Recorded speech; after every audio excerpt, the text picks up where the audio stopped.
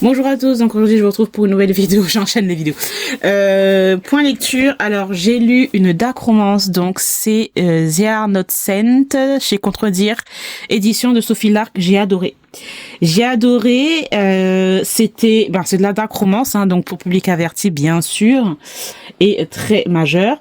J'ai adoré, franchement, je m'attendais pas à aimer autant. Alors Sophie Lark, j'ai déjà lu certains d'autres livres d'elle. C'était une série sur la mafia que j'avais beaucoup aimé, italienne et tout, bref. Et là, en fait, nous sommes dans l'univers de l'art. De l'art, on a un personnage qui est complètement aussi psychopathe. Et là, on est vraiment dans la psychopathie. Vraiment, ce personnage, il va la stalker, il va être obsédé par elle. Et en fait, c'est un grand peintre. Voilà, notre meurtrier, En fait, on est avec des gens qui sont des meurtriers, tout simplement, des assassins, enfin des tueurs en série. Voilà, des tueurs en série. Et on est dans le monde de l'art. Donc c'est un personnage qui est très populaire en tant que artiste peintre. Il est très respecté dans son domaine. Il a un autre collègue où les deux là, c'est tout le temps en fait la compétition entre les deux et ces deux personnages là. Donc je vais vous dire les noms quand même. Donc c'est Cole, voilà. Et son j'ai envie de dire son opposant là, enfin celui où il a tout le, enfin je sais pas comment il s'appelle, bref. Bon, son collègue et lui, Cole, ce sont deux tueurs en série. Et ce sont deux personnages qui s'inspirent de leurs meurtres pour faire leurs œuvres. Donc nous avons Cole, notre personnage principal, qui lui va tuer des gens parce qu'il en a envie. Et des fois, avec ces gens, il va peut-être utiliser leur corps, leurs os, pour en fait faire par exemple une sculpture. Donc il va exposer en plus ça devant tout le monde, donc le toupet du gars, voilà, il va exposer ça devant tout le monde va être là en mode waouh, magnifique, alors ça c'est vraiment the new wave, je sais pas quoi, etc. Et lui il est en train de les regarder en mode si vous saviez, vous êtes en train de jubiler, vous êtes en train de vous extasier devant une statue où j'ai tué quelqu'un en fait. Et toutes les compositions de la statue, ce sont des corps humains. Donc bref, voilà, c'est en gros ça, cool. Et Cole, il va avoir une obsession sur Maria qui est fauchée, mais qui est aussi une artiste peintre, pas peintre, oui, bon, une artiste dans tous les cas. Et il va être en obsession sur elle. En fait, au début, il en a rien à foutre d'elle. En fait, il se dit mais c'est quoi ça, c'est quoi ce souillon, c'est quoi cette personne. Enfin, tu vois, il la regarde de haut. Il se dit mais franchement, comment elle peut être ils font des petits banquets, etc. Mais qu'est-ce qu'elle fout là, quoi, en gros. Mais en même temps, il y a un petit truc qui fait que il n'arrive pas à détacher son regard d'elle. Et donc, il va avoir une obsession sur cette personne-là, sur Maria. Et il va vouloir, en fait, en gros, aussi la tuer. Voilà, il se dit pour arrêter toute cette obsession, je vais la tuer. Donc, il a pour mission de que Maria soit en fait un peu il va tout faire pour que Maria soit son centre du monde, voilà. Malheureusement, Maria, c'est aussi un personnage quand même complexe. Voilà, c'est pas un personnage qui est tout à fait innocent, naïve ou quoi qu'est-ce, pas du tout. Elle a aussi son côté un petit peu malsain, voilà, qui fait que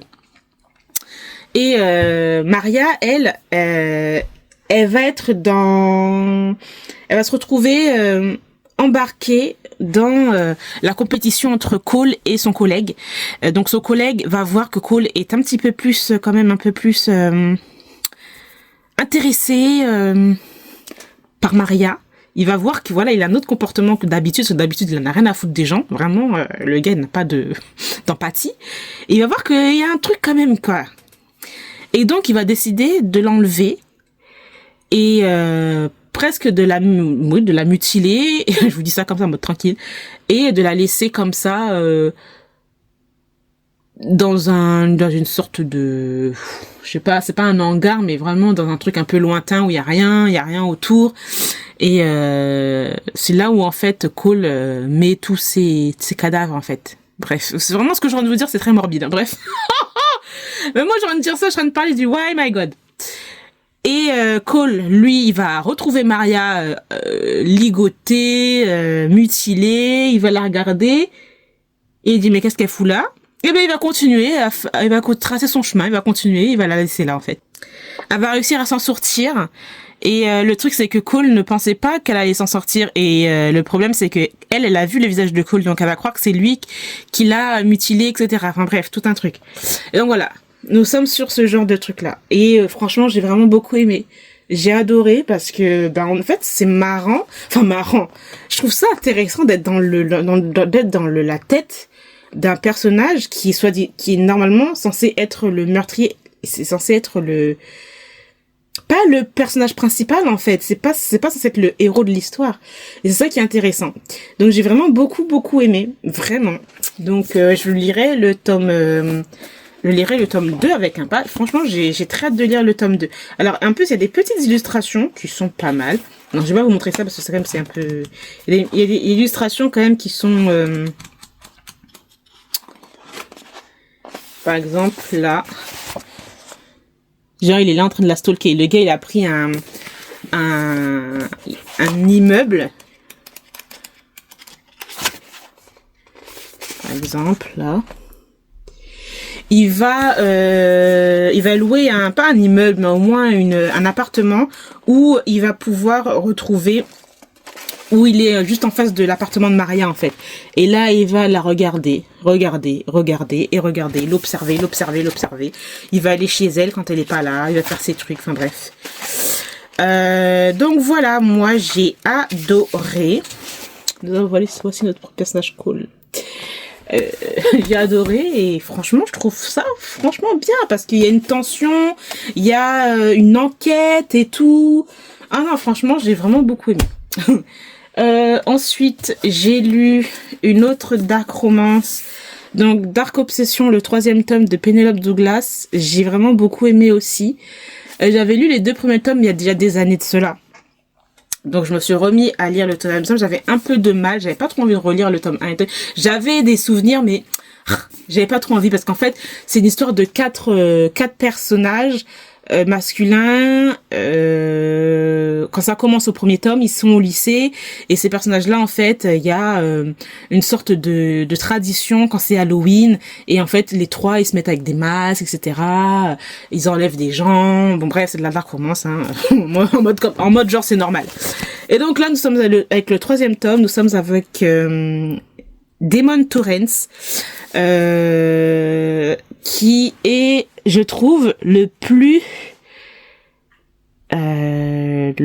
psy des 2 autres là. Franchement, c'est un personnage qui est très manipulateur. On est avec une comment elle s'appelle? Winter. Nous sommes avec Winter qui est aveugle.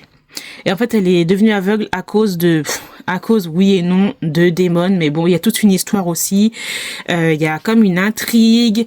Les parents, ils sont vraiment pas aussi nets. On est dans un milieu aisé, ils ont de l'argent, mais en même temps ils font n'importe quoi. Et on a Damon qui a une obsession sur Winter. On passe en fait dans ce récit du passé au présent, de qu'est-ce qui s'est passé pour que les deux, on sent qu'en fait ils ont une relation cachée. Et quand on arrive au présent, ce sont entre guillemets les ennemis, ce sont des ennemis en gros. Et à chaque fois, on alterne passé-présent pour savoir en fait quel événement a fait que, parce que quand on arrive dans les premiers chapitres là, l'introduction, on nous présente ces 2 personnages qui sont petits, voilà, ils ont enfants, il y en a un qui a, je crois peut-être quel âge, 9 ans. Et l'autre qui doit avoir 5 ans ou 7 ans, un truc dans le genre.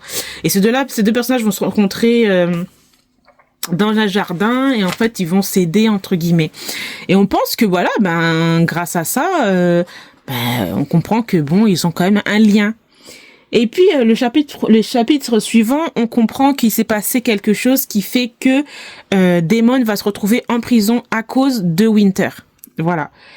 Et ensuite on repasse au passé. Enfin, c'est que comme ça. Et franchement, j'ai beaucoup aimé. D'habitude, j'aime pas trop quand c'est passé présent, mais là j'ai beaucoup aimé. Et puis on a un personnage aussi qui est aveugle. Winter est aveugle, mais en fait elle se laisse pas aller en fait. En gros, elle continue. Elle fait de la danse classique. Elle faisait de la danse classique et elle continue à faire de la danse classique même si elle est aveugle. Donc tu vois que elle continue à faire sa petite vie d'ado, lycée, université normale, voilà. Et c'est tous ses amis aussi la considèrent comme si elle était, enfin voilà, c'est pas parce qu'elle est aveugle qu'elle ne peut rien faire. Malheureusement, ses parents veulent qu'elle fasse rien, mais elle a un caractère franchement aussi où elle se laisse pas faire non plus. Donc voilà, j'ai quand même pas mal aimé. On est sur de la vengeance. Et puis on est sur des non-dits, on est sur de la vérité qui n'est pas de la vérité parce que il y a beaucoup de secrets aussi, de famille. Les parents ne sont pas tout à fait innocents. Il y a vraiment beaucoup de choses qui sont cachées. Et ça, j'aime beaucoup. Après, quand on a les petites révélations qui arrivent et tout, on se dit, en fin de compte, voilà comment il est. Voilà pourquoi le personnage, il est comme ça. En fin de compte, il est pas comme ci, pas comme ça. Il y a des choses qu'il dit pas. Bref, voilà. Tout un truc. Donc, j'ai quand même beaucoup aimé. J'ai hâte de lire le dernier tome. Dernier tome qui est sur le dernier des Quatuors, là, j'ai envie de dire. Et je crois qu'il va être en prison ou un truc dans le genre. Il va se retrouver dans une sorte de camp, de prison ou je sais pas quoi, et c'est une meuf qui l'a mis là-bas, et cette meuf là va se retrouver aussi là-bas, voilà. Donc j'ai quand même hâte de voir ce que ça va donner. Ensuite j'ai lu Mad Majesty de Delinda Dane. Franchement c'était bof. C'était vachement bof, j'ai trouvé ça plus que moyen. Ça aurait pu être intéressant parce que on est avec la royauté. Voilà, on est avec la royauté, on est avec un personnage qui n'a pas envie d'être dans la royauté alors que c'est pas le prince héritier. Oui, bon, c'est le prince héritier. On est à l'Angleterre, je crois, hein, si je me trompe bien. Et en gros, on l'appelle Mad Majesty parce que bon, il est un peu fou. Il est parti à la guerre avec des potes. Non, il est pas parti il est parti à la guerre parce qu'il voulait pas rester voilà en tant que héritier et rien faire. Ça l'intéressait pas, donc pour défier un peu le truc, il s'est dit voilà, je vais aller à l'armée. Et quand tu vas à la guerre, il y a toujours des traumatismes en gros, et il a perdu presque tout son groupe avec qui il était là-bas. Ça l'a bien sûr traumatisé, donc il est revenu quelques années plus tard. On le retrouve, il est en mode, c'est le prince un peu Harry, genre vous voyez, un peu comme ça. J'ai l'impression peut-être qu'elle s'est inspirée de ça, je sais pas. Et voilà, on le voit dans les magazines People, le gars il fait n'importe quoi, il est toujours dans les fêtes, il prend de la drogue, il boit, bref voilà. Et voilà, du jour au lendemain, il y a le roi qui est décédé et c'est lui qui va devoir reprendre les rênes, lui qui n'a pas envie d'aller là. Il va retrouver une jeune femme là qui s'appelle Ophélia, je crois, si je me trompe pas, non. Ouais, en fait, il va y avoir une sorte de mariage arrangé avec la populace, avec une personne qui est partie de la populace. Donc voilà, histoire de arranger un petit peu sa réputation. Donc ça va être une fille qui s'appelle Ophélia, mais le truc c'est que lui il est intéressé plus par la sœur d'Ophélia qui s'appelle Esmé. Voilà, Esmé qui non plus qui est un médecin, je crois, ou qui étudie la médecine ou un truc dans le genre parce qu'il y a une histoire avec son père, avec une maladie, bref. Voilà, très bof, les scènes spicy, très bof. Le personnage de comment il s'appelle, de Damian, le prince, très bof. Esmé, j'ai trouvé ça je sais pas, peut-être que c'est les romances françaises, mais j'ai l'impression qu'il manque un truc qui fait que c'est plat.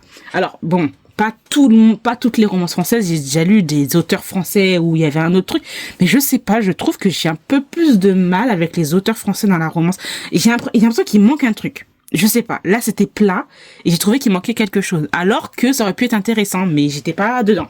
Voilà, donc je vais pas garder. Voilà, j'ai terminé pour mon update lecture. J'espère que cette vidéo vous aura plu. Je vous remercie de l'avoir regardé et je vous retrouve très bientôt. Bye.